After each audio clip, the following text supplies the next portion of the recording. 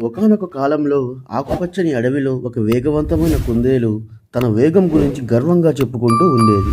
నేను ఎవరినైనా ఓడించగలను అని అది అడవి జంతువులందరికీ గర్వంగా చెప్పేది.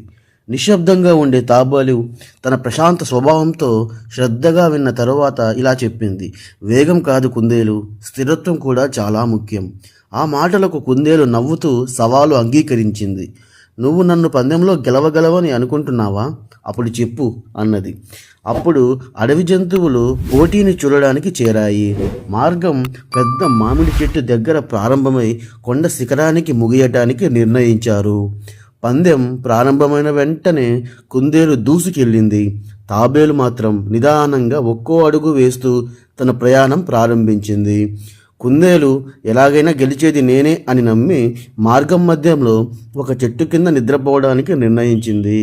తాబేలు నన్ను దాటడం అసాధ్యం అని భావించి నిద్రపోయింది.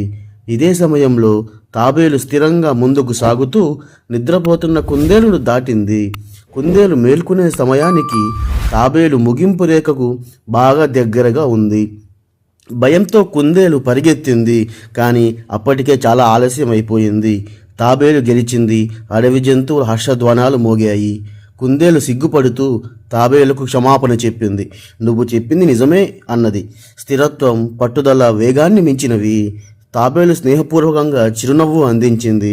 ఆ రోజు నుంచి కుందేలు మరియు తాబేలు మంచి స్నేహితులుగా మారి తమ ప్రసిద్ధ రేసు గురించి కథలు చెప్పుకుంటూ నవ్వుకుంటూ గడిపారు. ఈ కథ యొక్క నీతి: నిదానంగా స్థిరంగా ముందుకు సాగితే విజయం మీదే.